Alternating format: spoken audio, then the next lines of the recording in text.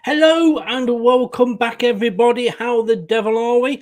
This is Leicester Till I Die TV, and we've got a special tonight for you. Yes, a one-off special. Welcome along to Lumberjacking for Beginners.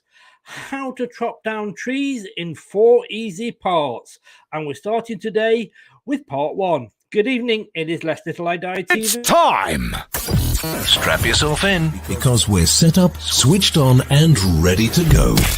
You are watching and listening to Chris and Leicester Till I Die TV on YouTube and your favourite podcasts.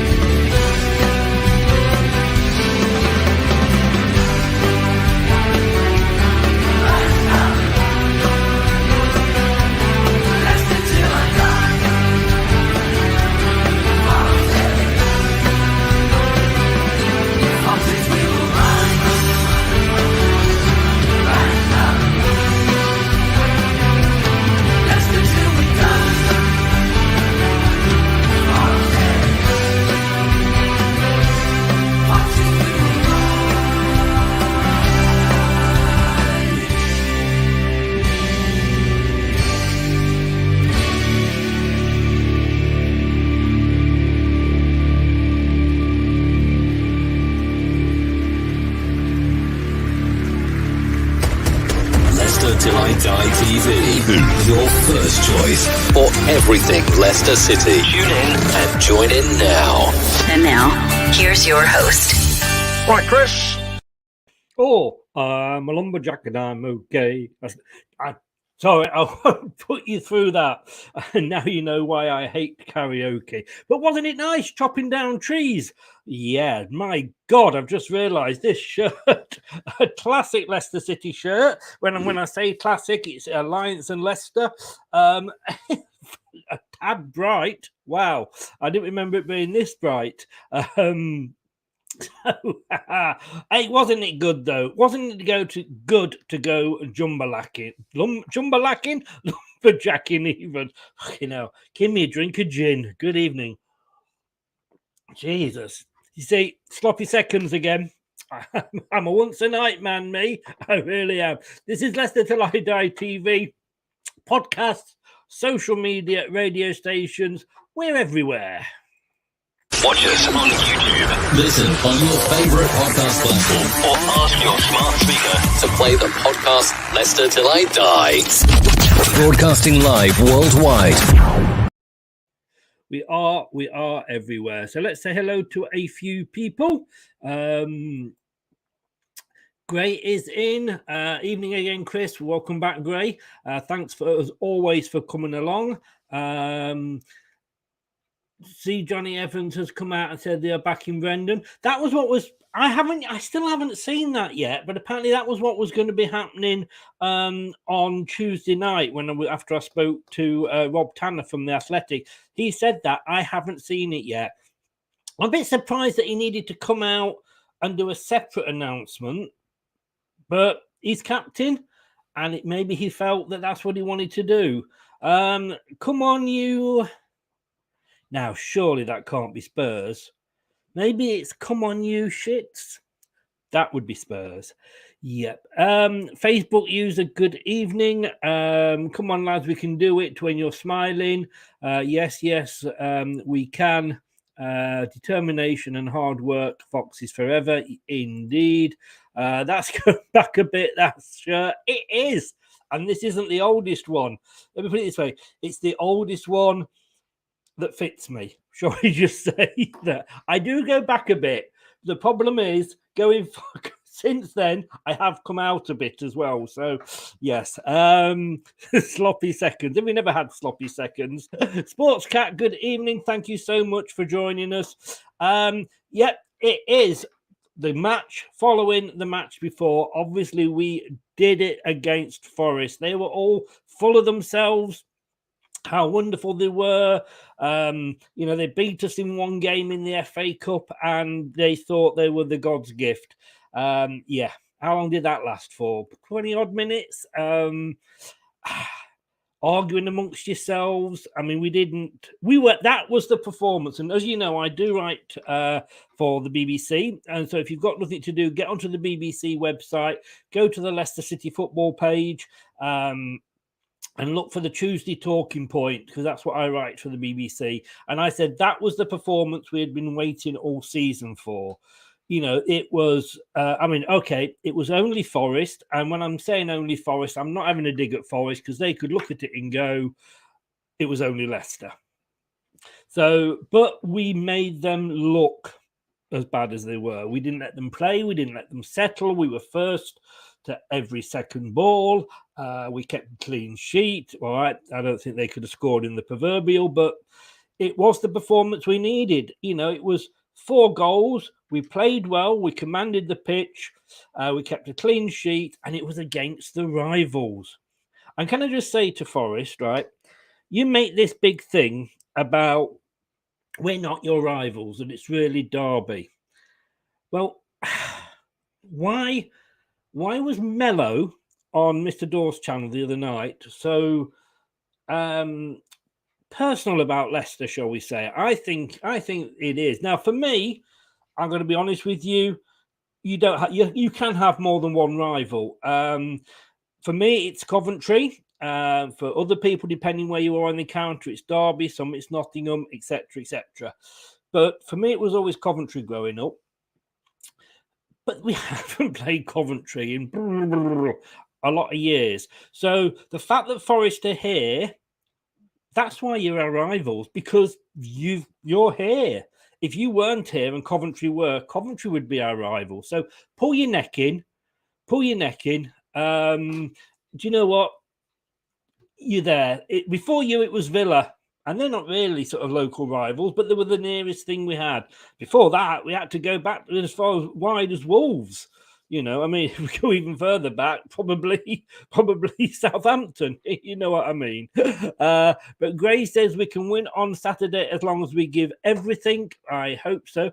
If they do what they did and not just prove it was a one-off, because that's, as I say, if we don't get anything from Saturday, then Monday night will count for nothing. So we have got to go and do it all again. Sports Cat, just read your piece on BBC. Very good. Thank you very much, Sports Cat. That means an awful lot on that. I'm sending you to Coventry, Gray. How's your wife? What's she doing? Talking to you yet? The one thing I'm still not convinced of, Forest gave us acres of space. Look, it's one game, and I'm not suddenly going to be Brendan is this and Brendan is that, but let's enjoy the moment. You know, last season I said, for me, I was giving a Brendan chance because, you know, we finished 8th. We got to the semi-final of a European competition, only to be knocked out by Jose Mourinho, who's been there around the block a few times, knew what he was doing, and we had a hell of a lot of injuries, as we know. So I was giving him the time. We started off so badly, and it wasn't just the fact that we lost to, you know, we played for the so-called Big Six in the first 7 games. So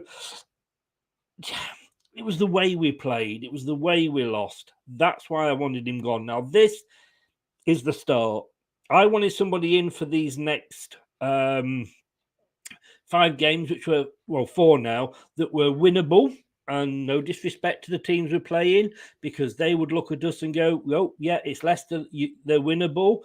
You know, we had Forest, we've got Palace, we've got Leeds, we've got Wolves. They are all winnable. Then we've got Man City. You know, let's just hide behind the sofa. And I wanted a manager in that could maybe give us that bounce for those matches, because if we don't get anything from the rest of these matches, the gap is just going to get wider and wider, and eventually we won't be able to catch it up. However, if Brendan does that, great. All I want is a successful Leicester team. If Brendan is managing that, I will be more than happy. If we go back to a team that we've seen so far this season, I won't be happy. Absolutely, says great. Let's enjoy the moment. Sports Cat, as I said on Monday, it's important you guys build on that win. This is it, exactly, Sportscat, 110%. We have got these fixtures coming up. So as bad as the last 8 were, then these 4 fixtures are coming together well. They are winnable on paper. And let's not forget that. It's all about on paper. But let us go through some facts and figures for the game. It is Chris's pre-match stats. You love or hate stats. I like stats, but obviously, you can make stats, the same stats, say 2 different things depending which side of the fence you're on. But I do go through this. We're then going to be joined by Craig. A little bit different the show tonight. We're going to be joined by Craig for sort of half an hour. He will then stay as long as he can. We are having Bournemouth fan coming in, but he can't come in until 10 o'clock. So we're doing it, as I say, it's a little bit different, but we will see how we get on as we go through. So we haven't got the best of records against Bournemouth. We have played them 10 times in the Premier League. They've won 3. We've won 2. And we haven't won any at their place. We've drawn 5, and their 3 wins have all come at the Vitality Stadium, as it now is. So that is a little bit worrying, I'm not going to lie. Yes, I know they've been beaten 9-0, but since then they got rid of Parker, which, let's be honest with you, was probably the best thing they could have done. That was why I had them in the relegation zone, only because of Scott Parker. The new guys, temporarily has come in. I think he was assistant before. I'm not sure. But he's now doing a good job, doing a very good job with them. They haven't lost since then. And I tell you what, it was probably the best 0-0 there has ever been for a team. Because having got stuffed 9-0 from Liverpool, one loss leads on to another loss, leads on to another loss. But do you know what?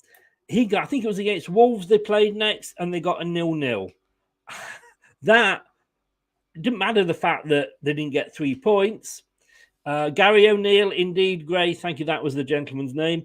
The fact that it was a 0-0, that would have meant, so much. And it was only Liverpool, but it's all about perception. Terry says, Chris, good evening, Terry. How the devil are you? One thing for sure, the defence somewhat good. Look at the results. Yes, exactly. But then it's also, not only is it post-Liverpool, it's post-Scott Parker. And it wasn't that one result. I live down here, as you know, just outside Bournemouth, and there was a lot going on behind the scenes, my friends tell me. So I know the shocking thing about that is I've got friends. So that's our record against them. Yet to get a win at the Vitality. Is this weekend going to be it? Last time we were here in the Premier League, the season that they went down, it was a 3-1 win at the King Power. And then the return game towards the end of the season, they beat us 4-1. And I think that was the season when everything was going wrong for us at the end of the season. And who can remember that game? I think we were 4 down at half time, something like that. I think Soyuncu got sent off. I'm not sure if it was all the same game. It's just blurred into one. And we came back. I think it was 4-3 in the end. And had we played another half an hour, we'd have probably got a draw. But my God, yes, I was glad when that was over. And how much better is this looking? No, not a lot. I'll grant you not a lot, but it is all about perception. And I look at that and go, if results go the right way for us this weekend, we're out the bottom 3. And that is, we were 1-0 up, Gray. Sorry. Like I say, it blurred. I'm trying to wipe it from my memory, but thank you. If the results go our way, we are out the bottom 3. And then you've got to look at the momentum that is going to give us, right? Because we've looked at the last 8 games and it's been Brentford, we should have won it, we didn't. Oh, God, that's us down. Arsenal gave us a footballing lesson, Southampton, we should have won it, but we couldn't. Then Tottenham and Chelsea, we couldn't. It was all, Now, let's look at the positives. Yes, like I said, 4-0 against the Trees. We were lumberjacking all night there. Local rivals meant a lot. The players wanted it, and that was the thing. And we played like we know we could play. Yeah, okay, we're not going to get that when we play Manchester City. We know we're not. But we don't play Manchester City every week. And it's these teams at the bottom that we have got to be beating. Crystal Palace we're playing in a few weeks. Wolves we're playing in a few weeks. Both of them above us. Leeds, okay, they've had a better start there in the top half. But, you know, we are playing. If we can take 3 points off Wolves, if we can take 3 points off Palace, that is going to make such a difference. And you know what? That's what Brentford did last season. I like Brentford. You know I like Brentford. And when they had the good start, I thought, oh, well, you know, this could be good. They then kind of fell away a little bit. But the difference was they started to beat the teams that were around them. They dropped into like from sort of 9th or something like that to about 16th, 15th, 16th. But they then started to beat teams that were around them. And that makes the difference. Because you're not always going to, as much as, you know, we're not, and we've got to accept this, we're Leicester, so we're not going to go out and we're not going to turn over Arsenal, Tottenham, Man City, Liverpool. We're going to, yes, occasionally we're going to get a good win. And obviously when we had won the Premier League, it will wait in our favour, blah, blah, blah. But generally speaking, we're not going to. It's the other teams that we have got to beat, and it's those around us. Palace and Wolves, probably more important than Leeds. And who knows where we could be in a few weeks. Take that 9-0 off Bournemouth goal difference, and there's not much between us. Well, you'll see that with the stats coming up soon, Terry. In fact, if you have a look, Bournemouth are on -13, Nottingham Forest are on -16, and Bournemouth let 9 goals in one game. Oh dear, Nottingham Forest. It looks even worse. We've got the true red in. Where is he? Come on in. Big Forest fan. Right, let's have a look then. What do we do? This is the form going into the game. Yes. Like we say, you know, if we look at Bournemouth, 9-0 Liverpool, but since then, 0-0 Wolves. That was the answer. Gary O'Neill got that result that he wanted. The 0-0 was probably the best. Yes, all right, 1-0, 2-0 win would have been good. But the fact that they didn't concede any, that was the big plus for them. They then, of course, came back and beat Nottingham Forest. Hey, well done, Bournemouth. We love you. Being 2-0 down, they came back and beat them 3-2. And at Newcastle, they were away to Newcastle. So to go to Newcastle as a promoted team and get a point there, I have to be honest with you, credit to them. There won't be many teams that do that. And then, of course, they got the draw with Brentford there. Now, yeah, should we have a look at our side? But we beat Nottingham Forest. We beat Nottingham Forest 4-0 in the last game. And it's only the last game that matters, isn't it? Do you know what I mean about you can make figures go either way for you? Oh, dear. He isn't Sports Cat, no. And to be honest with you, he is being spoken about in terms of Middlesbrough. In terms, I don't know, no, Watford's fit for full, isn't it? West Brom has even come up now. So I think it was Middlesbrough and Hull possibly that were being linked with him. So I don't know what he'll decide. Obviously, if he's offered the Bournemouth job, he's going to take the Bournemouth job, and I wouldn't blame him. But it's no surprise Steve Bruce has gone there. Please, Forest. If you don't take Benitez, I'll forgive you, but please take Bruce. Oh, can you imagine him being linked with our club? Oh my God. Top wouldn't do that to us. Top loves us too much. Well, the fact that Bournemouth came back from 2-0 down, we can't score 2 and think we have won. That's been our big mistake. Yeah, it probably was. It probably was up until the last game. And as Gray says here, you are only as good as your last game. 100%, and you can only play who is out there, and it happened to be Forest. They've got a big one against Villa this coming Monday, so that could be interesting. I did think about doing a watch along for that, but I've got a couple of games coming up, so I don't know. A couple of shows coming up on Monday, review shows, so I don't know whether to do that or not. Let me know whether you'd want to. We were bothered for Forest Villa watch along. No, not Bruce. Indeed not Bruce. So that's the stats there for Bournemouth. I won't read through them. You can see them. I've left them up on screen, and those are exactly the same ones for Leicester's. The matches we've won and the goals we've scored, and a bit of information there. Indeed, Sportscat, I agree with you 100%. Danny Ward must feel a lot better now. He did. And again, there was that one where he was in two minds. Does he come out? Doesn't he come out? He came out in the end and got to it. But, yeah, the fact that it's a clean sheet would have made so much difference to him. Craig is in, and I'm going to be bringing Craig in a minute.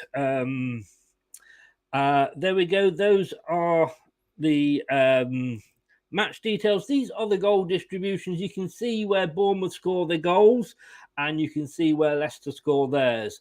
Bournemouth seem to be getting quite a bit at the end, so let's hope that we are able to hold on. James is in. James Swain, good evening, sir. A Forest fan. Credit to you, Monday night winning 4-0. We gave that to you on a plate. I'll agree we wasn't there. Yeah, I agree. You didn't perform, but then again, maybe we didn't let you perform. I think there's a bit of both, if I'm honest with you. Here's another one just for you to compare the stats. That let me just have a look, because my eyes aren't what they used to be. Isn't there a song, Doctor My Eyes? I'm sure. So ball possession. We've had 20% more than they have. We've had 677 attacks to their 500. Shots on target, they've only had 16. Is that 18? We've had 35. So that's the main stats to take from those, I think. And then we are looking at score predictions, which we will come to later in the game. Rico's in. Good evening. How the devil are you, sir? Chris is in. Atmosphere was wild on Monday. Easily one of the best games I've been to atmosphere-wise. If we go into all games like that, we will win the Prem. But again, was it because it was Forest? And I know we're saying that from the fans' point of view, from the players' point of view. Are we saying that as from the fans' point of view? Well, let's find out from a gentleman who was there in person. I'm just letting him have a few minutes just to make himself beautiful. Oh, no, we'll be waiting all night. Craig, good evening. How are you, sir? I'm good, thanks. Chris, how are you? Not so Hi, bad. everyone. Thank you very much. You were there. Good atmosphere. Yeah, it was. It was really good, to be honest. It was. I was saying this to a few people. I think it was the opposition that we probably needed. Yes. The fact that it was Forest, everything was coming to a head on this game. It looked like this was going to be the game that was going to make or break Brendan. If it had been Everton or Palace or whatever, would it have been the same atmosphere? Would it have been a little bit more hostile towards Brendan? Probably so. The fact is, we had the pantomime villains in the corner of Notts Forest, which meant all the ire was towards Forest, and everybody sort of bought into the fact that they needed to get behind the team. So I think the fact that it was Forest helped, and we rode a luck a little bit, but we held on. We did, and it was probably, like you said, the perfect game for us, really. And yes, we rode our luck. I mean, there was the time when I forget who it was, went round fast and hit the post. Yeah, but we needed that luck. We haven't had that luck all season. Exactly. I mean, you could say we've had some pretty bad luck, to be honest. Any mistake we were making, we seem to be being punished for it, particularly at Spurs. We played very well for an hour or so away at Spurs. But got punished for giving the ball away a couple of times, and before we know it, the ball was hitting the top corner. Another day they'd ping off the bar or they go wide or scuffed or whatever. But we weren't getting the rub of the green. We were getting punished, as I say. And sometimes when you're getting a bit of luck, you've got to make the most of it, and we did. I think once we got that first goal, I think there was only ever going to be one winner. Yeah, you've done decent, says Sportcat, in attack. Yeah, that's probably a good point. You have the joint sixth best attack in the league. Oh, I didn't realise that. It's just the defence, definitely. But we've got the new set piece guy in, so it's only been a few weeks, but fingers crossed, it's looking good. And yet, look, I want to ask you this, Craig. And James is a Forest fan, and I get where you are coming from.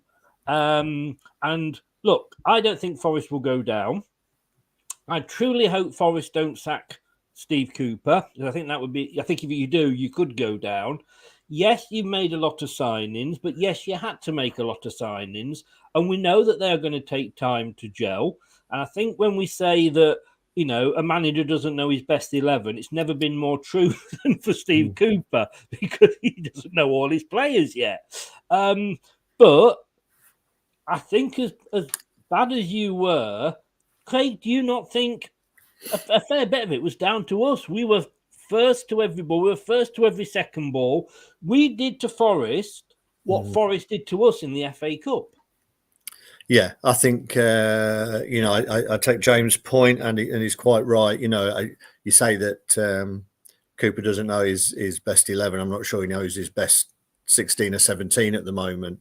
And that's, from an outsider looking at Forest, to me, he needs to decide on his starting 11 and stick with it, because you can't keep chopping and changing. Players have to build relationships up with each other. But no, I think we, there's a big thing, isn't there? Particularly when you're playing against a big team. This usually happens. It's all about, they didn't turn up rather than Leicester playing one. And I think this is a bit the same. Yeah, Forest didn't look great, to be honest, but you still have to beat them. You still have to put them to the sword. And I think we were definitely up for that game. People put in probably some of their better performances of the season. Dewsbury Hall was more like his old self. But then I expected that because he's a Leicester lad. He knows what this game means.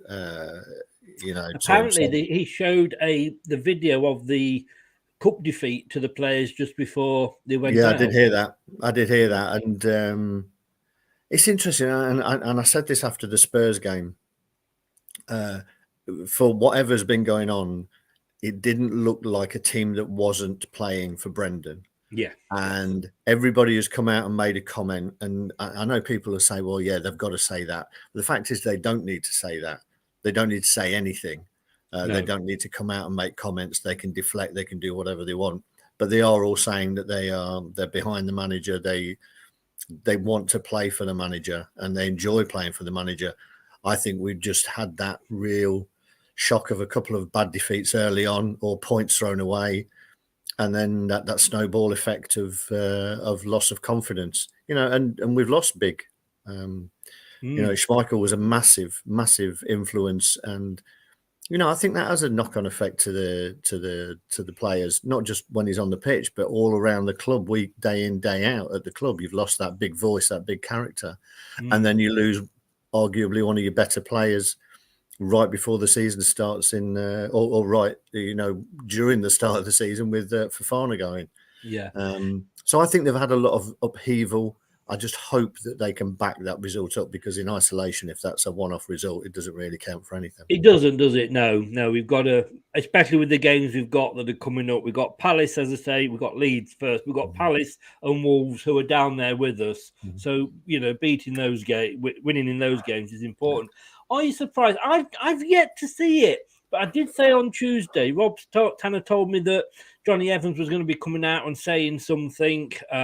We didn't know what it was. You thought, I think it was possibly about Northern Ireland career. I still haven't seen it, but somebody said he did actually come out back in Brendan. That's what I saw. I popped into Sainsbury's on the way home, and I did see the back page of the Mercury, and it did seem that it was just Johnny Evans talking about how much the players were behind Brendan, what he's trying to do, the way he likes to play football, that all the players are really still in with him. He hasn't lost the dressing room at all. It was just backing up what had gone on in the last few days, which seemed a strange thing to do, but I guess he's captain now. So, well, that's the thing, yeah. I'd say it just isn't on Leicestershire Live at the moment, so I can't. Is it not? No, yeah. No. Maybe they've not managed to find their sort of clickbait headline writer yet to draw people in with it. That could possibly be it.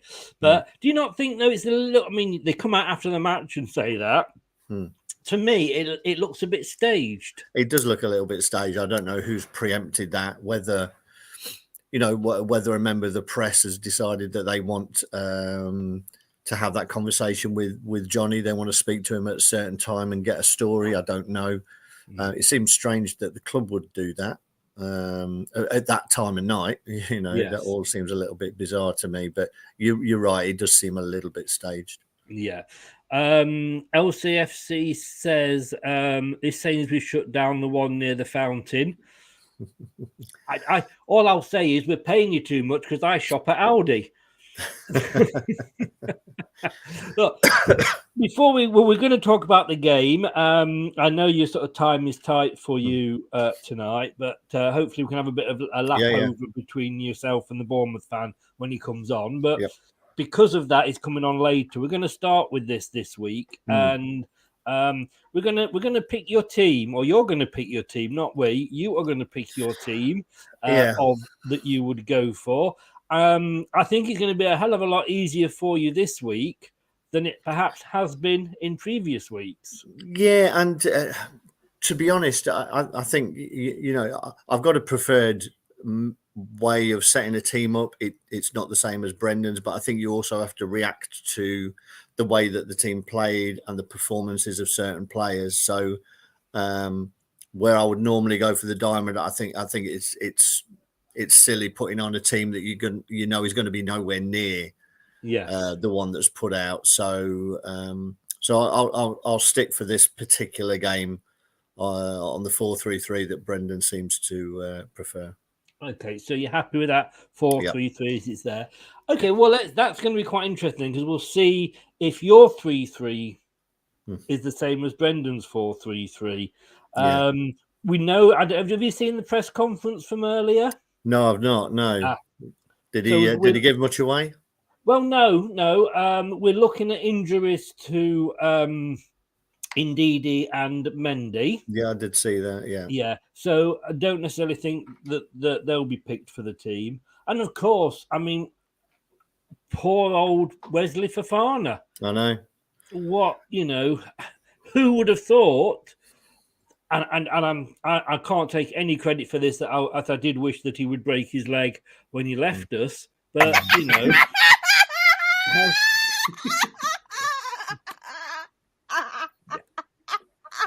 You're a cruel man. You're a cruel man, Chris.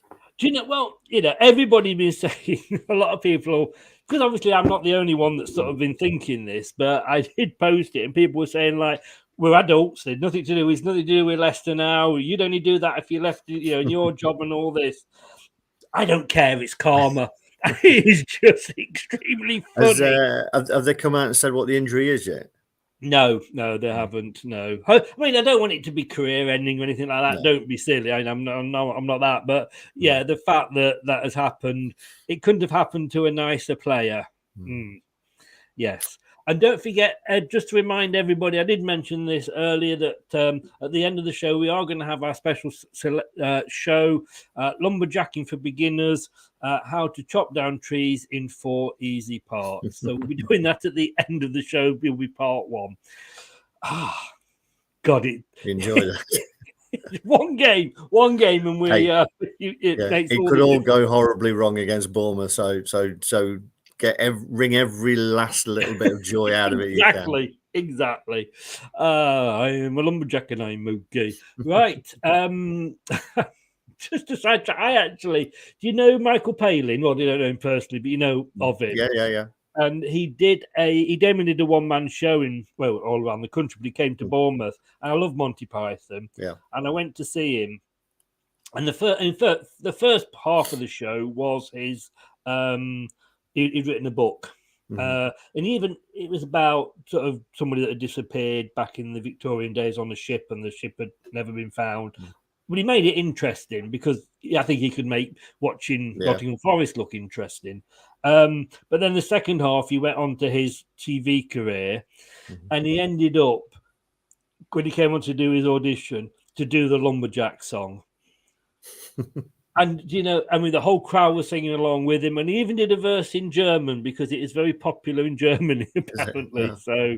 So I just had to share that with you. No, I do. I went to see, going back a few years now, isn't it, when they did a series of dates. The Monty Python team did a series of dates at the O2 in London, and I did. Yes. I did go along to see that. Oh, wow, mate, that is that would have been good. Yeah, they did like a reunion. They sold out massively quickly, like pop stars would have loved to have done that. I know. Yeah, but not many of them left now. So rest in peace, those that are no longer with us. And one of them was a Leicester boy himself. Was that Graham Chapman? Graham Chapman, yeah, he was not far away from where I am. Right. Well, you see, we can claim anything, can't we? We can. Yeah. Right. Let's just catch up because while we've been gabbling away, we've had people commenting, and let's just see what they've been saying.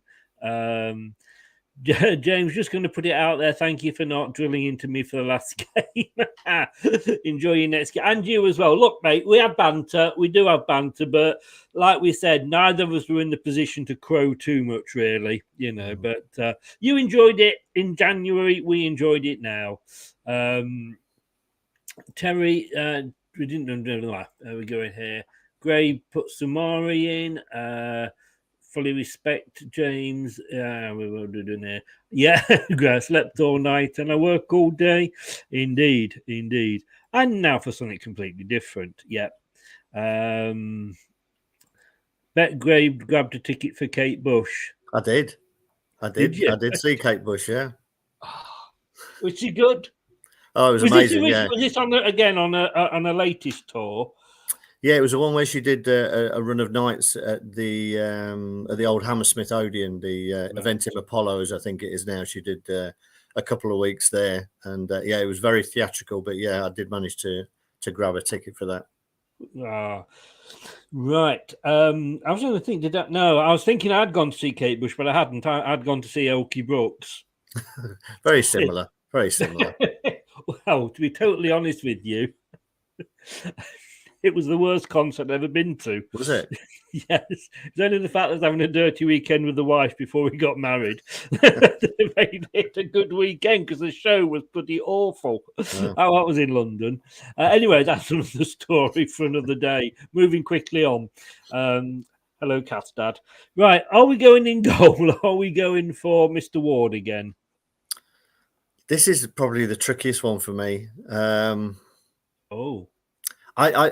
still wasn't overly impressed with Ward, to be honest. I still think he looks nervous. His decision making is poor. There was an incident in the first half with Castagna, who was looking for Ward to come out. Now, I think potentially Castagna could have dealt with that better than he did. He was expecting Ward. It sounded like there wasn't enough communication there. And then in the second half, when the ball was sort of turned over and they went through, again, he was caught in two minds. Luckily, he changed his mind just at the right time, managed to stay in his box and pull off a save.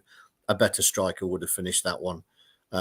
So I think I don't think. Yeah, I agree. I agree exactly. I think he will stick with Ward. I'm probably just going to give him the benefit of the doubt on this one, just because he got a clean sheet. It'd be harsh to drop him on the back of a clean sheet, but yes, I'm still not convinced. No, I know what you're saying, but it is all about a confidence thing, isn't it? Yeah. And I just there we go, Danny Ward. It is all about confidence, and hopefully that will give him some confidence. And yes, if that was Man City, most of Forest's efforts would have probably gone in. But let's hope this builds his confidence up a little bit. He needed it. So the back four on the left. I know I'm not presuming, but I have a feeling it might be James. JJ. I thought he was one of our better performers. I thought the whole team played well, but I thought JJ particularly looked like getting back to his old self. What I liked about his performance was that he was very aggressive and on the front foot, and it looked like they'd been told to go out and press. there was a lot more pressing in this game. So as poor as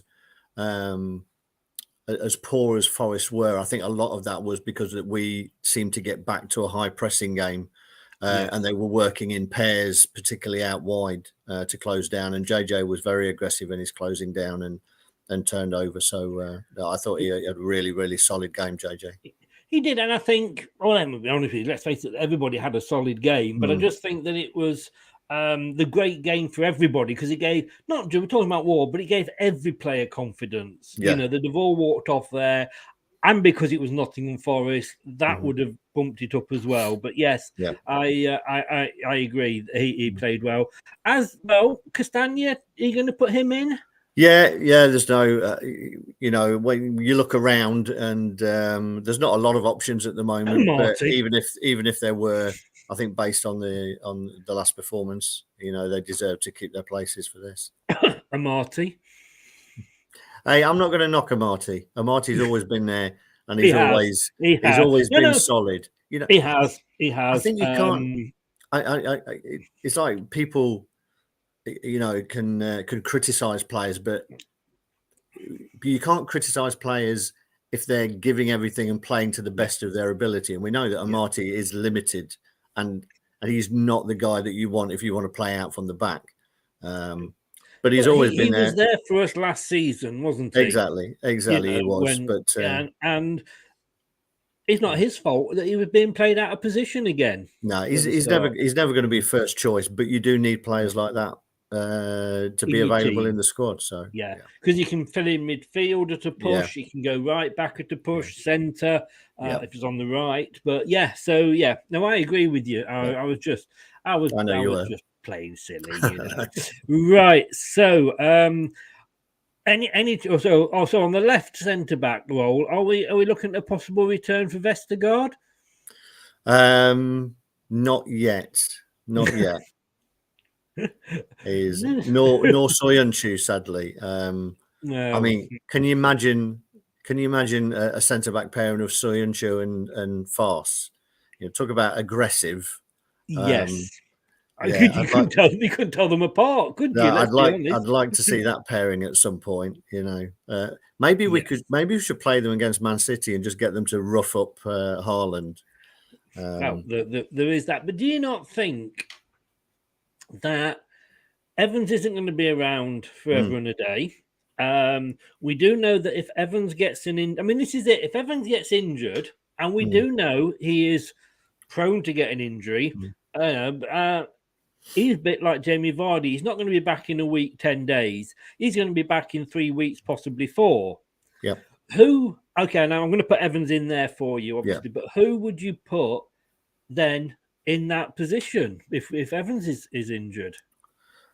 I would put Soyuncu, and I would hope that he would rise to the occasion with the additional responsibility that's put on him. I'm not sure that Brendan would, though. No, I mean, and that is my point that I'm getting at. We are talking about him leaving, and it's ridiculous that he cannot get into our team, and yet he could be playing Champions League football with Inter Milan if rumours are to be held. But I would love to see Cags and Face together. Yeah. Because it's interesting. I've noticed, sorry, Chris, I've noticed at least twice in the home games so far that towards the end of games, Evans has been looking like he's carrying something towards the end of a game. He did it again, and I don't know if you noticed or the cameras weren't on him at the time. Towards the end of the game, with at least 10, 15 minutes to go, I said to Scott, Johnny's struggling here, and he was holding his leg, his right leg again.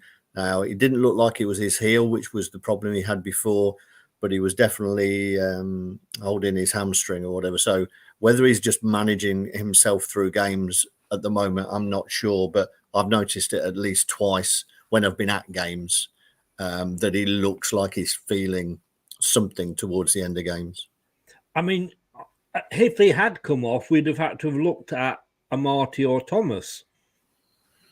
Yeah, because I guess the others weren't on the bench, were they? No, well, all No. right, and if it, but Yeah. only, but Yeah. I mean, and Marty or Thomas are the only, the others weren't there. Yeah, I'd have thought he'd probably, he'd have probably gone with the Marty, but he could have easily just moved JJ or Castagna inside as well and put one of the fullbacks on. What I'm thinking though is like I would have, Soyuncu would have been the obvious one. Now we don't know Brendan, and I know it's easy. And as much as I wanted him gone during the start of the season, last season I wanted to give him the chance. This season, if he can turn it round, brilliant. Then let him stay. That's just what a manager that's getting us winning. Terry's going. Thanks for popping in, Terry. All the best, mate. Take care. And I just maybe he is playing mind games, and maybe he will bring, because obviously he was in the trip for Stockport. Oh, our friend's back again. The old sex bot. It wouldn't be a show without the sex bot coming in.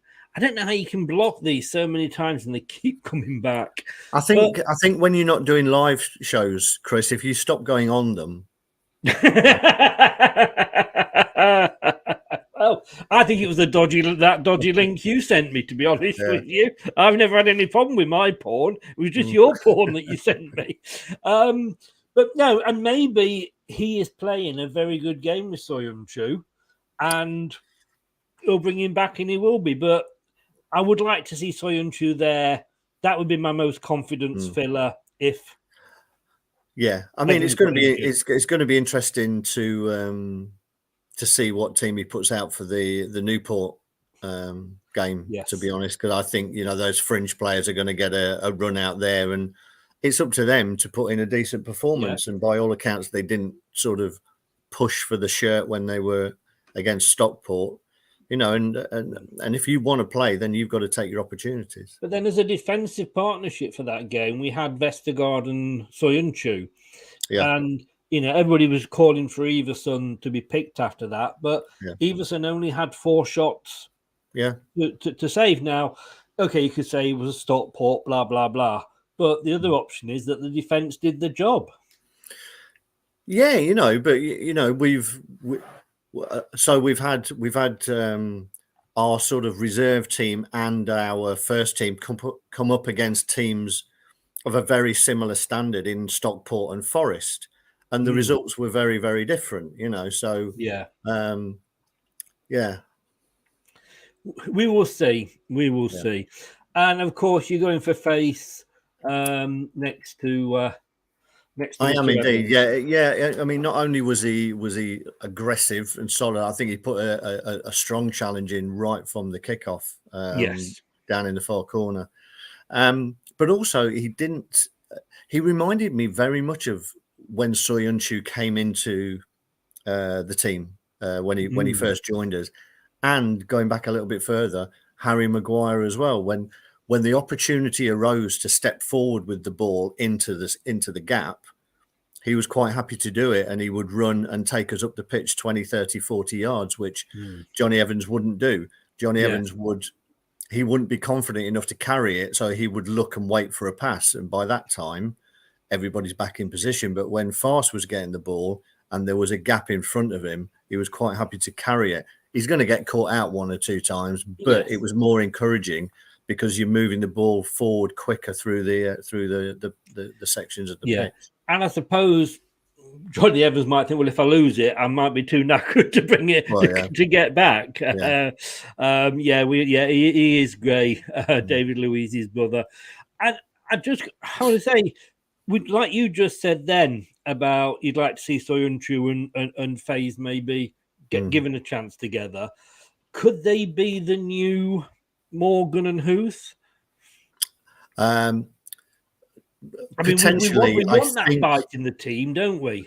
We do. I think with Morgan and Huth, and isn't it great to see Huth back at the football club? It is. I think that's really good. I mean, I'd like to see him probably working with the set piece coach as well. I'm sure he'd sort out the defensive side. I'm sure he will be involved. You're not going to have him around the the ground, not make the most of him. But apparently when he was flying back in through passport control, they stopped him and they looked at his passport and they went, name, and he said, Huth. He said, occupation. He went, no, just a holiday. You've gone early with the bad joke. You usually wait till towards the end, Chris, so you don't lose viewers. Well, oh no! Oh no! Oh no! I can't even. Oh, hang on. Sorry, I can't even claim that one. I blame Charlotte for that. She told that one in one of the watch-alongs. I loved it. You can't beat an old Nazi joke, can you? You can't, can you? When all else fails, bring the Nazi jokes out. But going back to that, warming everybody up for Stan Boardman. I'm not. I think Huth and Morgan were more disciplined, and probably you could bank on them to be holding position a little bit more. You could see Soyuncu and Fass potentially getting embroiled in the game a little bit more than Morgan and Huth would, shall we say. So as a pairing, it could be very exciting. It could also be bloody dangerous. It can be, but we got away with a lot, shall I just say, in our Premier League winning season, and we did. Sometimes at a corner it was more like Strictly Come Dancing than defending in a football match. We're holding on to each other. But as Larry says there, good evening, Larry. Welcome along. If you're new, thank you very much for joining us. Get onto YouTube, give us a subscribe. It would be appreciated. But as he says, Face reads the game a darn sight better than Fofana did. I think that's a little harsh, Larry, and maybe a little early to tell. We've seen Farce in 2 games. I thought he read the game very well against Forest. So, you may be right in the long term, but I think, again, we can't forget, there's always a little bit, you look back at players who have left you under not the best of circumstances and you sort of rewrite it a little bit. Yeah. I think most people would think that Fofana read the game very well for someone of his age. Yeah. I don't know whether this is a euphemism for anything, but Gray says here, ask Craig, was he running up that hill seeing Kate Bush?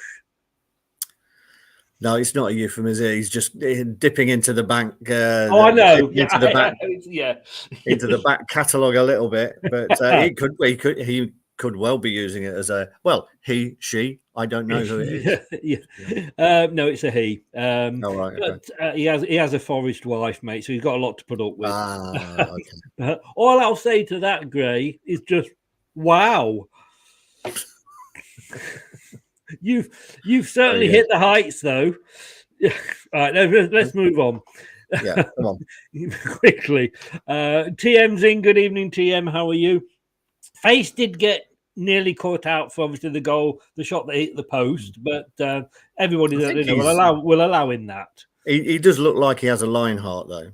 He does. So. He does indeed. Right. So there's no Ndidi. Yes, he is injured. I forget who was asking. He is unfortunately injured.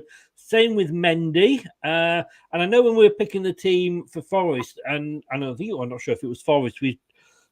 I said no to Ndidi because I think he's out of form. Yeah. I'm worried with both him and Ricardo whether we're going to have a couple of sick notes on our hands. But I had forgotten Samari. Now, there's no Mendy either. Is it? It's a nailed on spot for Samari, isn't it? I think it is. I think he played very well when he came on. Yes. Yeah. It's one of those of someone taking his opportunity. I still don't think he's as mobile, but he did seem to show a little bit more determination to do the not so glamorous parts of it. There was one where he chased back quite a long way and managed to get a tackle in and lent on someone. I think he enjoys the physical side of the game as well, but he does use the ball better. Even there's little 3 or 4 yard passes in between players that he looked for. There was one in particular that I noticed that he did. It looked like he was facing backwards towards his own goal with 2 Forest players coming towards him, but he played a little reverse pass between them into the feet of Tielemans, who then started an attack. So I think he's much better at using the ball. So yeah, I think he's done enough to earn himself that spot and give himself a chance of nailing it down. Right. Again, I'm struggling to find him. And yes, I am spelling it right because I've got the team sheet up on my other computer. Let me see if I put the Boubacar, B-O-U-B, B-O-U-B-A-K-A-R-Y. We found him before, haven't we? Yeah, we have, yeah. Now let me take the Sumari out.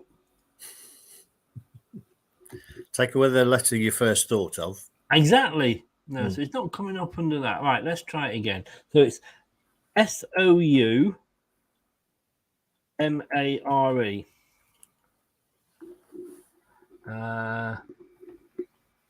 Not him. There's a few Samaris there. Mm-hmm. No, I think we might have struggled before. I think we've actually ended up putting somebody else with the same name in. So what I'm going to say is... Kwasi Kwarteng. Put a picture of him in. I think that's okay. No. But I'm going to... so if anybody says, yes, I know that isn't our Sumare, but it says Sumare, and it's either that or putting a picture of me and Craig in there. So, but as Gray said, he trapped back as well. Sumare has been class recently. Easily gets, in my opinion, Sumare can do a job. And unlike Ndidi, he's progressive with the ball. But I think you always just get... Well, we know what Ndidi can do and bring to a game. And Sumare, we saw in the press conference earlier, Brendan's starting to appreciate what he can do. And he is starting to appreciate what he can do as well, literally. Yeah, I mean, let's not forget, he was very well regarded after his season in France where he won the league with Lille, I think. And we weren't the only club after him, so he's clearly got something about him. Some players need time to adapt to the pace of the game, the physicality of the game, and it's not till the second season that you see them thrive. So let's hope it's the case with Sumare. I was listening to a podcast, I think, earlier, or certainly it was a YouTube video, and they were saying, I tell you what, it was actually, funnily enough, it was Brendan's press conference, because he probably mentioned Liverpool more times than he mentioned Leicester. He was saying the point that I've made a few times, which was years ago, a player would be signed and you wouldn't see them for 12 months. True, yeah. I can remember, Keegan taking almost that, I think, to come when he came from Stockport to Liverpool. And then when they came on, they burst onto the scene. Would Soyuncu have been the player that we did have for a few years had he not had that 12 months to settle in? Potentially not. I mean, you can look at two of the best strikers that have been in the Premier League, Thierry Henry and Dennis Bergkamp, who really struggled at the start of their Arsenal careers.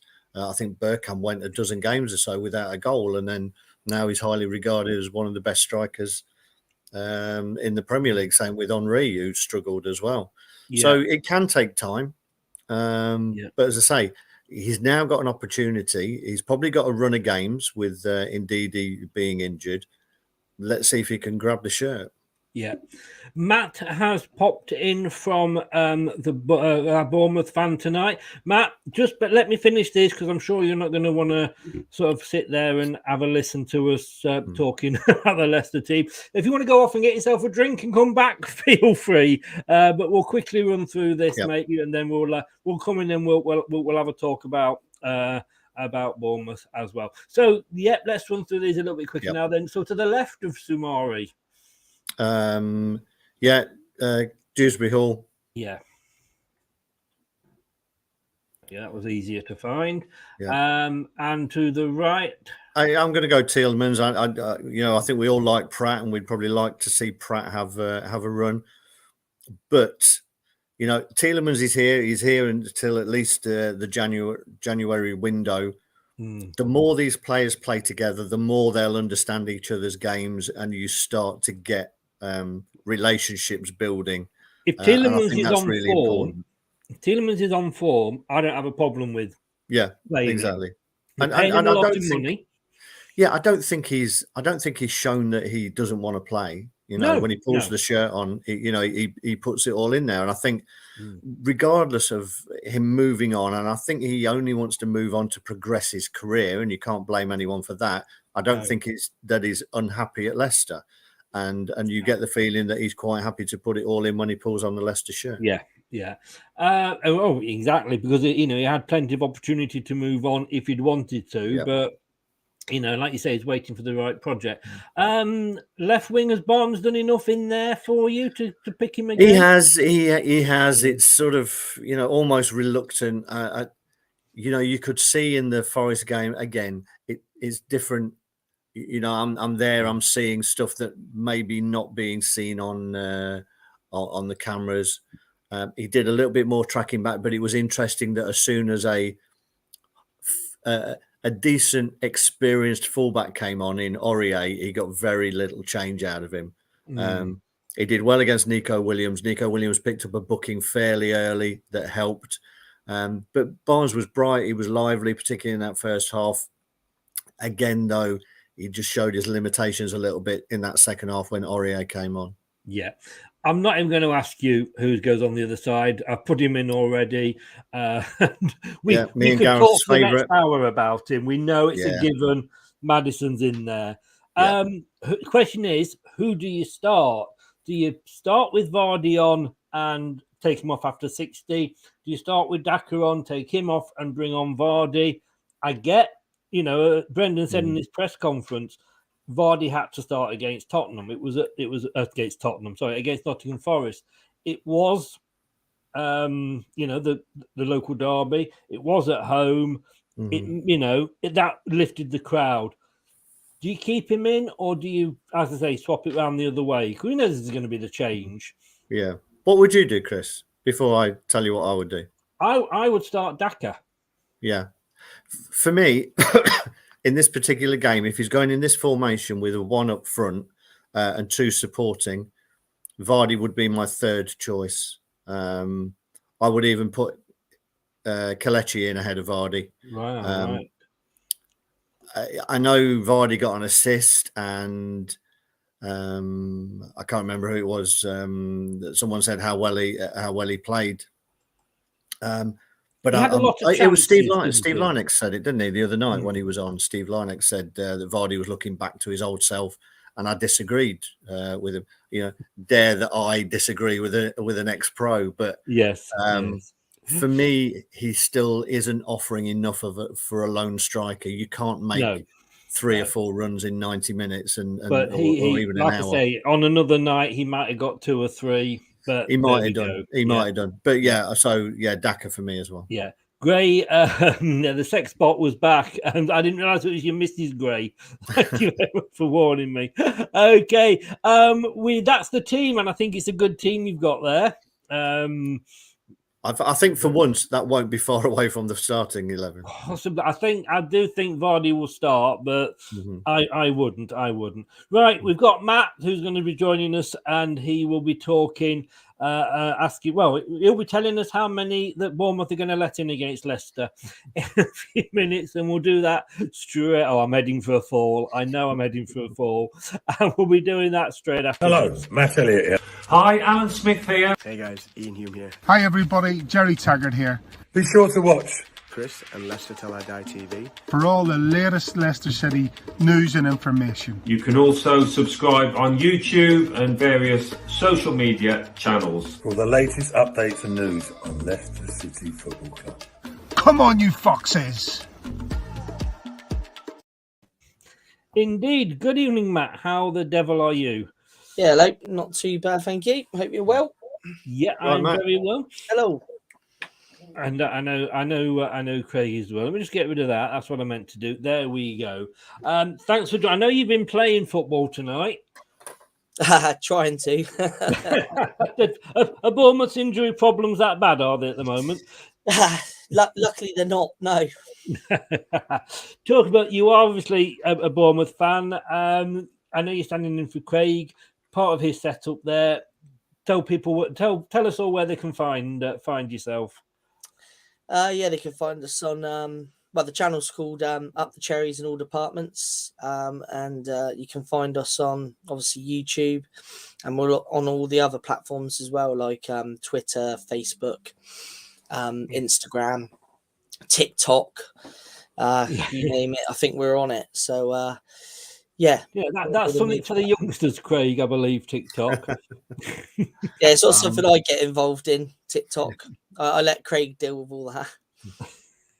I set it up. I think I've put about 2 videos on there. That's been it. Everybody keeps insisting on following me rather than the channel one, but there we go. Like the authorities. Yeah, he's under tax man. So you're not far wrong. You're not far wrong. What a season, Craig. You come, Craig. Sorry, mate. Matt, you've come back. Come back up. I had you down as going straight back down again, but that was mainly because of a certain Scott Parker. He went obviously after the game against Liverpool, but it wasn't. Everybody knows it wasn't just that game that got him the sack. Are you more confident now he's gone? Yeah, I mean, fair play to Scott Parker. He come in and he did the job that he was presented to do. But he was someone that I personally never really warmed to, and I didn't think he was the man to keep us up. Obviously, while he was in charge, I backed him, but I'm much happier that he's gone. You can't criticize your players publicly like he did. Whether the club's willing to dive into the transfer market or not, you got to keep the morale of the squad up. And just his press conferences weren't, I wouldn't want to have been a player in the squad. Let's put it that way. So he went, and rightly so, and fair play to Gary O'Neill, who's stepped up and so far, touch wood, is undefeated. It is, and well done to him. I mean, I said earlier that 0-0 against Wolves in the game that followed the Liverpool game, that was so important. And the fact that it was a clean sheet more than anything. Yeah, a win would have been nice, but the fact that it was a clean sheet, that must have given the squad and the fans such a boost. Yeah, definitely. I mean, myself and Craig, we went up to Liverpool and lovely weekend you had, I'm sure. Yeah, it was wonderful. But after obviously watching that, it was schoolboys against men. I mean, we can't lie. I mean, the performance was absolutely awful. But O'Neill had him literally probably for one and a half training sessions before the Wolves game, and managed to spark a bit of life into them and breathe some confidence into him. And we got a good point that day. I'll ask you this first, Craig, and then I'll ask you, Matt. But Craig, first of all, if you were the owner of Bournemouth, and we're going to come on to that in a bit. If you were the owner of Bournemouth at the moment, knowing that allegedly other clubs are sniffing around Gary O'Neill, would you offer him the manager's job, or is it too soon to say that he can do it? Well, I mean, first up, just a quick word on Parker. It was a shame, really, in many ways, because we'd only just got a manager of that ilk back into the Premier League as he's gone, and there really aren't enough cardigans in football. So that's disappointing. Disappointing to lose him from that. But no, seriously, I think if Bournemouth want Gary O'Neill, and they really should be at a point where they're making a decision, then they should be tying him down now. I'm not sure who else would come in and work with the players that you got. He knows the players. It's, if they bring in someone else, it's going to be a difficult ask, I think.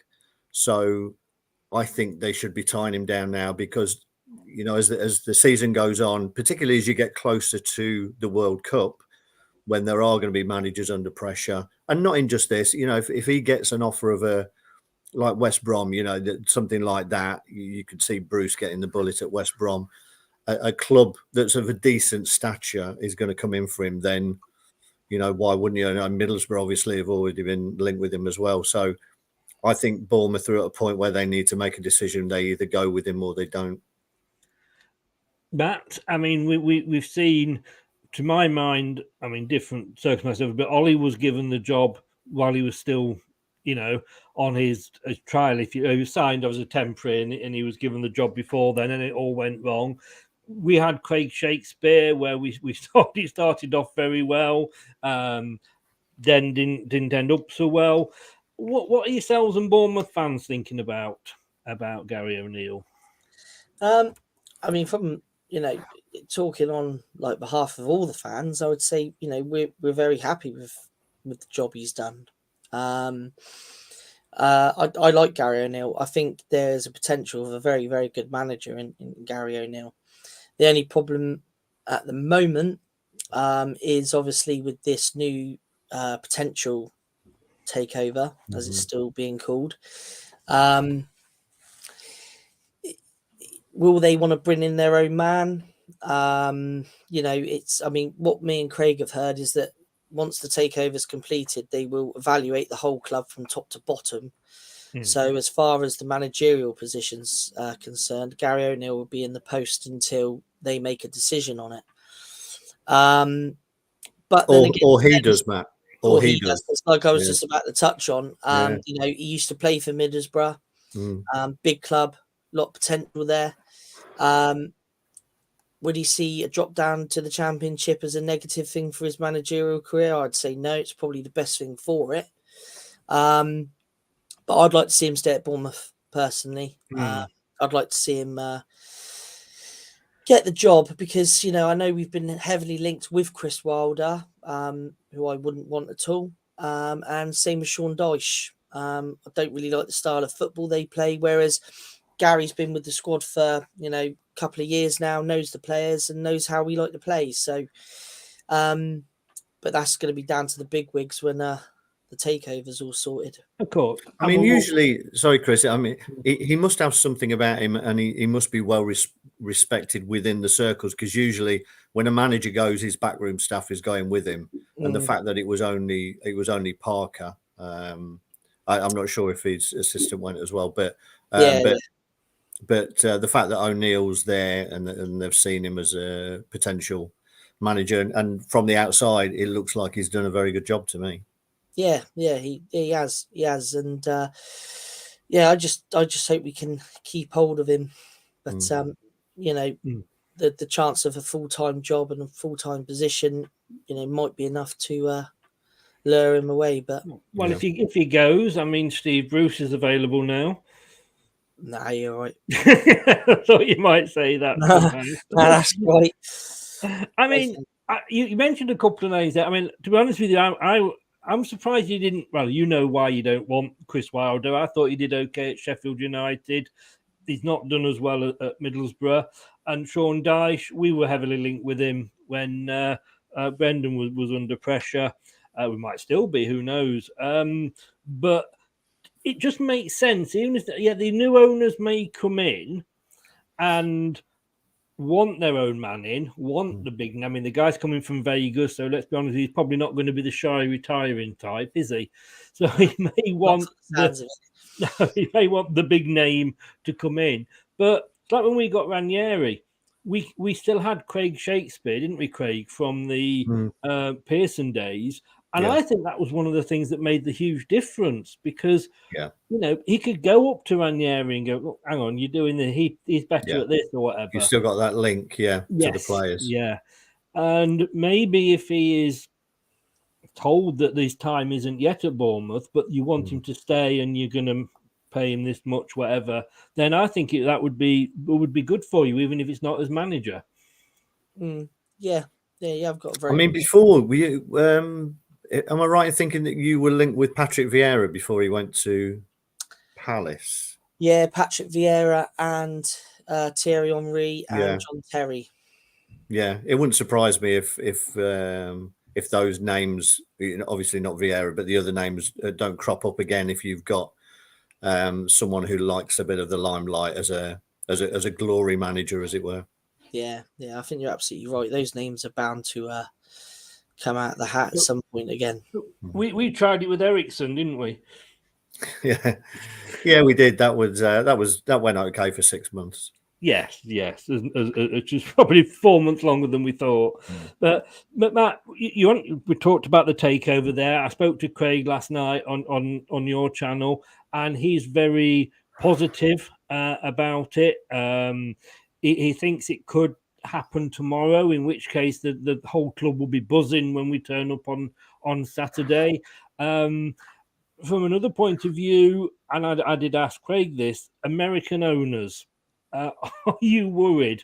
We've seen what the Glazers have done at United, what the Cronkies have done at Arsenal, what Bowie's tried to do at Chelsea since he moved in with extra games, north and south, which we're in the Midlands, so it doesn't bother us. Are you worried about the American ownership at all? I think it's something that you've got to be cautious of. I think there's something like, isn't it 58 clubs across Europe now have got American investment? Probably, yeah. And, the thing is with the American, not just the football, but all their sports, they don't tend to quite understand relegation and promotions, and we're proud of our football pyramid here. So one thing I do worry about is if they want to try and muck about with getting rid of relegations and stuff like that, and doing like what the MLS do, like an all-stars team, North versus South. I mean, we're not interested in all that. No. But in terms of investment and potentially what it can do for the club itself, it's a very exciting time. But you have got to be a little bit cautious, because is it 12 clubs now in the Premier with American? Is it 12 or 10 or? I'm not sure. There's definitely a few. Liverpool as well. Obviously got. I think there's Villa. A guy at Palace as well who's got 12% is American. So they are creeping in. But I mean, as long as they don't start interfering with how our game works, because we have got the best football pyramid in the world. So and the best top division in the world. So as long as they don't interfere with that, I think we've got no problems. And it's nice to have you back. I mean, like I say, as I've said many times, I live in Poole, just outside Bournemouth, and I moved down on the year when it was the minus 17 points and you're collecting money in buckets outside the pavilion.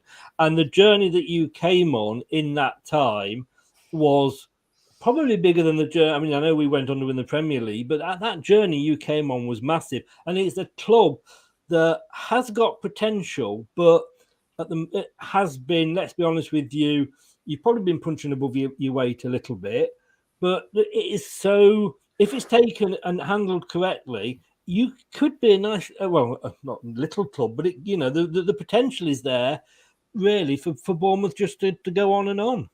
Yeah, there's a lot of potential for growth at the club. And that's the word I was looking for, growth. With some serious investment, which is, from the sounds of it, which is what Bill Foley wants to do. There's every chance that the infrastructure will improve. Obviously, we've got a big training ground on hold at the moment that's said to be state of the art. There's a bit more of a situation with the stadium due to ownership, but there's hurdles to get over. But there's a lot of potential with the football club to develop it and bring it on, and hopefully maybe one day maybe even win a major trophy. Have you got capacity down at my grandmother used to live in Bournemouth, and I was down there a lot when I was a kid, and they were kind of my second club, as it were. But have you got the capacity to build where the ground is at the moment, or would you have to look to move? It depends on who you talk to. I mean, we had a former chairman on our channel about 6 weeks or so ago, and he's actually got plans to redevelop the stadium where it is. Right. If you speak to other people, they say it's got to be relocated on the same site, but where our training ground is now. And then other people say it's got to be relocated completely. But for me, I think it needs to stay where it is. It's its spiritual home. We've seen it time and time again when clubs move out of the town, and it just sort of falls apart, doesn't it? And the heart and soul of it is at Kings Park. So I'm hoping that the new potential owners will we'll take that into consideration and hopefully Just, develop something. just buy that car park off the council, please.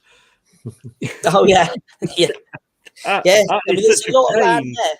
There's a lot of land there, so you know. But I think the stadium's a little bit of a way off yet because there's obviously ownership of the stadium isn't Bournemouth, so No. there's a bit of a hurdle to get over there. But positioning wise, it's perfect, straight off the dual carriageway. Straight off the dual carriageway, train station within walking distance, pubs located around. So I mean, it's a perfect location for a football ground. Talking of pubs, and a question that is probably the most important question that we are going to be asking you tonight, Matt. And Larry says here, what are the best pre-match pubs for away fans? Away fans. I know when I went there, was it Mellow or something in Boscombe? Next to the Weatherspoons. I mean, I'm going back a few years. Yeah, that's gone. Oh, that's gone, has it? Oh, I think it's the Bell in Folkestone. As you come out of the train station at Folkestone, there's the Bell pub there, and I think they welcome home and away fans. But where the away fans drink now, I'm not too sure, to be honest. You'd get in a Weatherspoons, let's be honest with you, wouldn't you? Wherever you go, yeah. But yeah, just put a coat on and go in. Yeah, yeah. So we were talking earlier, Craig, and Craig sort of was saying whether it was going to be Daka or Vardy. I think you said Daka, didn't you, Craig? Yeah. Who would? I mean, if you don't see Vardy in that starting lineup, does that please you, or is it more worrying that he could be coming on when you're a bit knackered towards the end? Yeah, because he's well known for his pace, isn't he? So and his Red Bull and all that, whatever he drinks before the games. But yeah, it's the Red Bull. Yeah, I mean, yeah, Vardy. I mean, I think the guy's fantastic, to be honest. I know he's getting on a bit now. I mean, how old is he now? 35? 35, yeah. Yeah, so I mean, same age as you, Craig. Yeah, he's got a couple of years on me. He's probably got a couple of seasons left in him, maybe, is he? But yeah, if you don't see Vardy on the team sheet, that's always a plus. But then again, you got plenty of other players like Maddison, players that are Talisman, players like that, quality players. So just because Vardy's not on the team sheet doesn't mean that we won't have a difficult game. No. But yeah, it'd be one off the team sheet that we wouldn't have to worry about. Craig, I mean, I looked at this before you came in, but 10 times we've played Bournemouth. We have never beaten them at their ground. And I've obviously living locally. I can't go this weekend because I can't get a ticket, but I've been going the last few times when they were in the Premier League, and we've had some horror shows there. We have. Is this the season to change that, do you think? Well, I would hope so. I mean, I can remember there was going back probably into the 80s, maybe the 90s, when before your time, Matt, because you look far too young. I think you had a guy called Clark who played. And mine, you cheeky bugger. Yeah, there was a guy called Clark. I think it was Clark, and we had you twice in consecutive seasons at Leicester on Boxing Day, and we lost 1-0 on both occasions, and he scored in both games. Yeah, so Bournemouth games against Bournemouth don't have particularly fond memories for me, I must admit, even going back years and years. I think even we played you in the season that we won the league. You were in there, weren't you? And I don't think we beat you. No, I think in it either game. Was it 2 draws? I think it was yeah, draw. we got a late penalty draw, I think, when Vardy got a penalty fairly late on at your place. And then obviously we had that horror show where we turned over from a winning position a couple of seasons ago as well. So not the best of times, but you would hope by the law of averages we might turn up and play half decent at some point. You would. I was there when we got that late penalty because I was sat behind the goal at the Bournemouth end in the home fans. I still love the fact that they sent me the tickets, even though my email address was Leicester till I die. But hey, I had got you have some big fans down there. Let me just say that, and I didn't cheer. And as he ran past to celebrate, which was towards the start of the 11 and 11, I'm just sat there looking totally and utterly miserable. But I mean, again, does that fill you with confidence, Matt? You know, when you look at the fact that you seem to have this sort of dagger over us.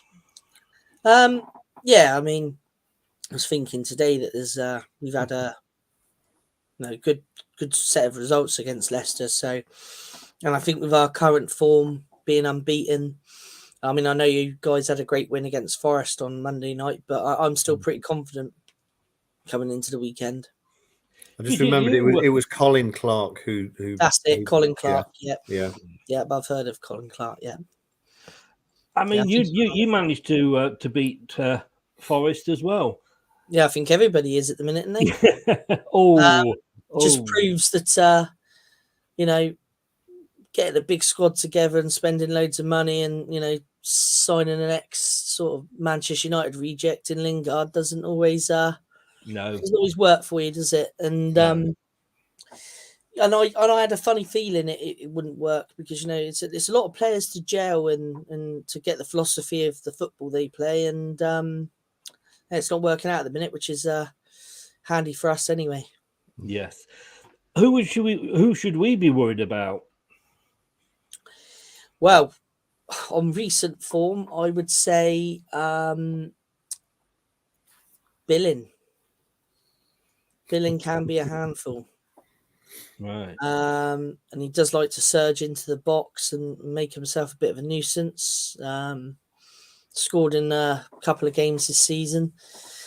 So yeah, he will be one to watch. Obviously Solanke, he's not been on scoring form like he was last season. He's only got the one goal, but he's a good all-round footballer.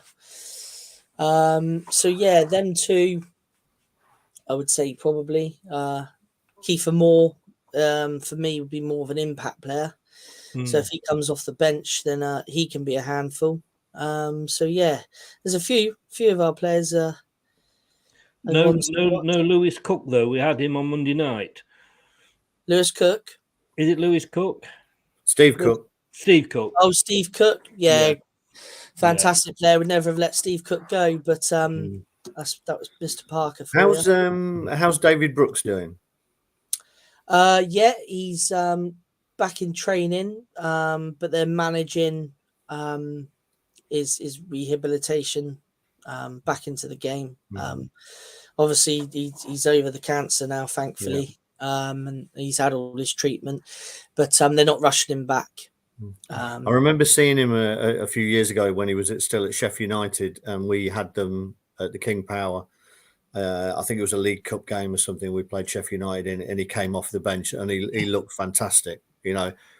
Pretty lightweight, and I don't think that's really changed, but he looked fantastic. And I was talking to some Sheffield United fans on the way back, and I was like, "Yeah, I wouldn't mind him at our club," and they were like, "Oh, you couldn't afford him." And I think I think you paid a fair bit for him, but he looked like a player who was going to go all the way to the top for me. And then obviously he had this terrible illness. But I really do hope that he gets back to somewhere near his best form. Yeah, I do as well, because I firmly believe once he's fully fit and raring to go again, he's going to be like a new signing for us. Yeah. So and he's a class player. And the thing is, the sad thing is, it looks like he's going to miss out on the World Cup, which is a real shame, really, because he is a class player and his talents deserve a place in that squad. But we've got one of them. Robbed of him. Who's that then? Madison, yeah. Class player who looks like he's going to miss out on the World Cup. For very different reasons. Sadly, David Brooks is ill. Sadly, we've got an idiot for an England manager, but there you go. He likes to take five right backs, eh? But he's go. We're going to get a Southgate going again here. At least if he doesn't go, he won't get injured. That's the way I look at it. You know what? The sad thing is that he's such a fantastic player, as you say. 12 defenders that Gareth takes. He's 25 now. He'll be 29 by the time the next World Cup comes around. You know, he's got 2 World Cups in him, and he's going to miss out on one because there's an idiot in charge. That's a fair point. Is he an idiot just because of James Maddison? I think there's plenty of reasons that he's an idiot, but that's for another show.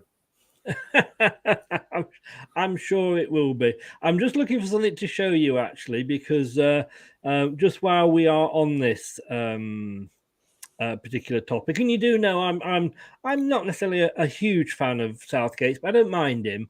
I just want to show you this information that was on the BBC website earlier. It worked first time. Since the start of last season, James Maddison has been directly involved in 26 Premier League goals, 17 goals, 9 assists, the second most of any English player in that time. Harry Kane on 34, overlooked. I think that sums it up, doesn't it? It does. I saw an interesting one tonight. I haven't checked whether it's true or not, but someone posted something about that he's now played 150 games for Leicester, the same as Mahrez. Yes. But he scored 2 more goals and he's only 4 behind in assists. Yes. And Mahrez is looked on as one of our best ever players. And I think sometimes we underestimate Maddison. Do.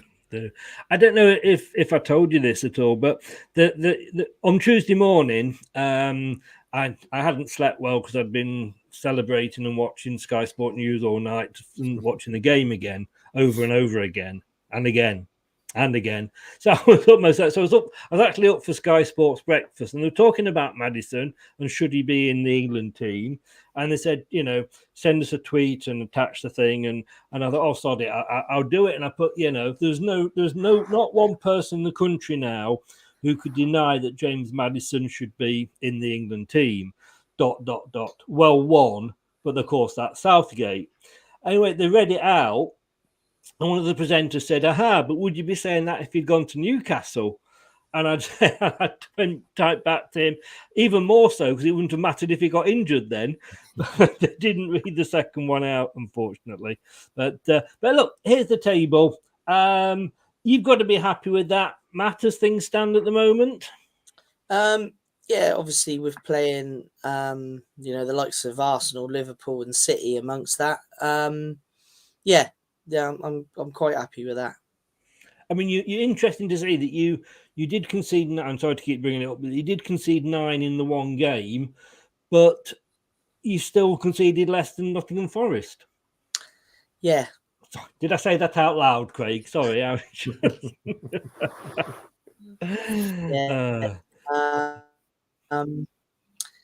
mean, that nine goal defeat is something that. I'd rather not be reminded about. The interesting thing is, and we have said this, Craig, but for Leicester, and no disrespect to those teams, because they will probably be thinking exactly the same against Leicester. We still, let's face it, only got 4 points. But we've got Bournemouth. We've then got Leeds, who are just slightly off that chart there, higher up. And we've then got Palace and we've got Wolves. They are the teams around us, and these are the games, and say no disrespect to them at all, but these are the games that we should be winning. Mm-hmm.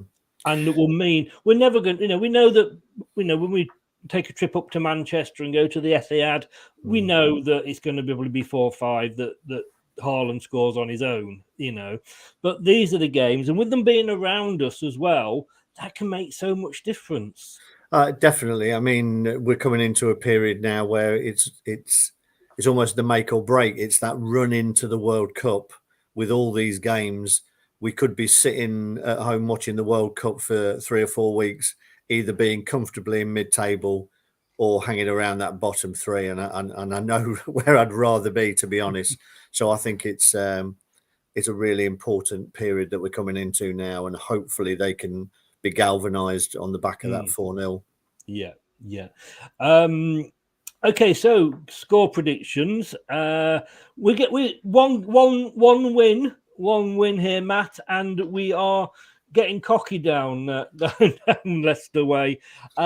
These are the predictions that myself, Craig, Brad, and the X-Foxes have gone for. Brad's gone for a 2-0. I've gone for a 3-0. Craig, you went for a 2-1. Yeah. Steve Linux went 2-0. Ian Moss has gone 2-1. Jerry Taggart 2-0. Steve Walsh 2-1. Ian Wilson 2-1. So not one there is going to give you anything, Matt. I'm sure you think it's going to be a different scoreline altogether, though. Yeah. I was thinking about this earlier, and I'm going to go with 2-0 Bournemouth. 2-0. Wow. Okay. I'm thinking just because of the run we've had, the impact Gary O'Neill's had. I mean, obviously, no disrespect to you guys, but your season hasn't been great, and our previous form against you guys as well has always been pretty good. So I'm feeling confident. Would you be surprised if it was that score, Craig? Because everybody's just going to start getting on Brendan's back again, aren't they? Yeah, I think there's only is there only 4 teams who have scored scored more goals than us this season, and I think we've done pretty well going forward. So I'd be surprised. I'd be more surprised if we didn't score than I would be if we got beat. Let's put it that way. Yes, yeah. AFC B Fan TV's gone 3-1 to Bournemouth. Like you say, yeah, I would. Beating us, I could see that happening. With the season we're having, but I think the fact that I think we'll get a goal in some description, and just so that Craig doesn't get too carried away, here's the table for ex-players, and we're not doing so well this season. Couple of them on 1. I'm only on 2 myself. And can I say, I did not put myself on top of the 2 points there so that I sit in third. That is purely the chart that I use. To be honest, I'm doing so badly that Rafa Benitez is being linked with my position in this table. Could be worse. It could be Steve Bruce. Yeah. Yes. But no. But as they say, it's you need to win it, Matt, to consolidate. Mid-table. I don't know what's your run of games like coming up. Oh God, now you tested me. That's all right. No, I didn't know if you knew. I know we've got Saints coming up. We've got Saints coming up. As it happens, I am on your website here. So you got Fulham next. Then you got Southampton, West Ham, and then Spurs. Ooh. Yes, again, a bit like us. You've got games it's that not are a bad run of there. games up to the World Cup, really.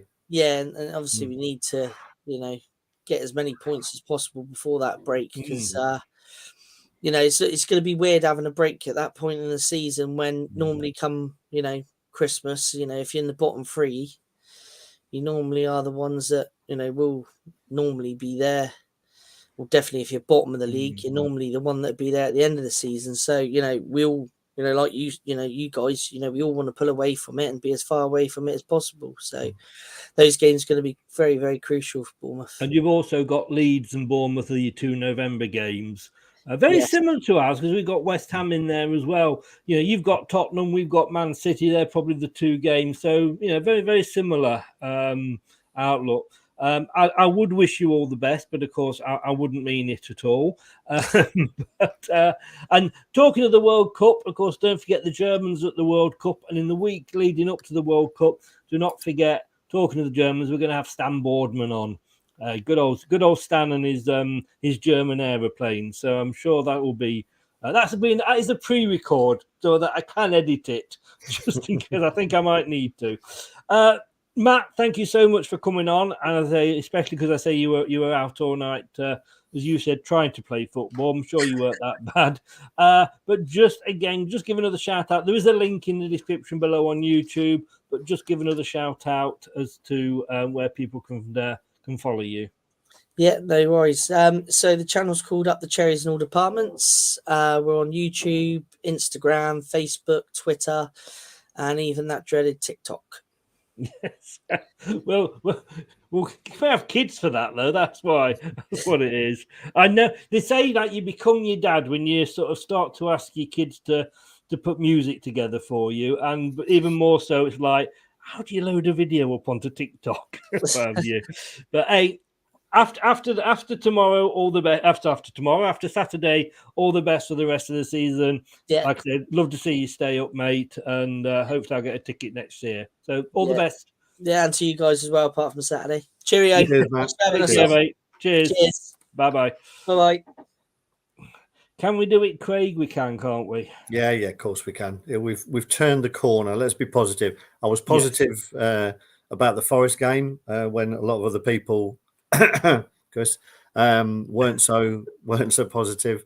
So, but you wouldn't have been surprised, would you? That's the thing. Let's just hope that we can continue it. I'm sure we can. Have a absolute lovely weekend. Cheers, mate. You too. And I will see you next week. Indeed. My best to your family. Take care. Cheers, mate. You too. Cheers. Thanks, All everyone. Cheers. Bye. Bye-bye. Thanks to Craig there, my wise old owl. And is this Craig has just pumped in? 4-2 the lads. Well done, Matt. Not too many Peronis for my 21st next week. Will change my prediction. Sorry, Chris. You can never have too many Peronis. Right.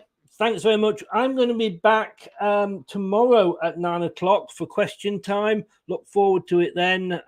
No problem, Craig. All the best, mate. I will get you back. I'll see you back here at 9 o'clock tomorrow night for question time. Remember, that is your show. I ask the first question, and then after that, the topic will go wherever the questions, as long as they're legal and clean, take us in the chat. So join us for that. We are looking for somebody one other person to come in. I hope we don't. I hope we don't as well. Actually, if you're still in, if that is Craig, watch along. Do you know any Bournemouth fan that isn't going to the game that would be interested in coming on and doing a watch along with me? Let me know, mate. Let me know. Gray is off. Thanks very much, Gray. Thanks to everybody who's been in the chat. Thanks to Matt for coming on. A link is below. They're a great channel. They do a lot of sort of general football stuff as well. Always a pleasure to have them on. Not so good at quizzes, but that's another matter. I'll be back at 9 o'clock. Join us then for question time. Thanks to everybody that's been watching. If you've been listening, thank you for lending me your ears. You can have them back now, and I'll see you tomorrow night at 9 o'clock. Good night now. That's all, folks. Thanks for watching Leicester Till I Die. This is Chris saying goodbye, and see you next time.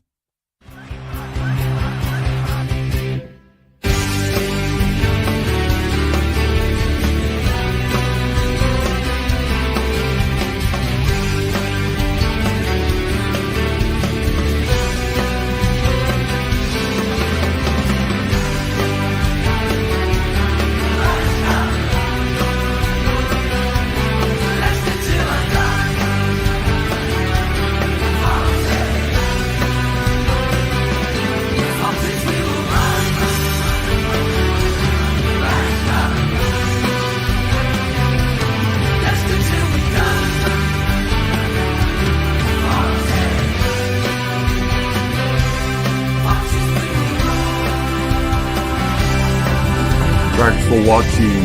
These videos are tremendous. You better like them too, or I'll be back. Leicester Till I Die TV. They think it's all over. It is now.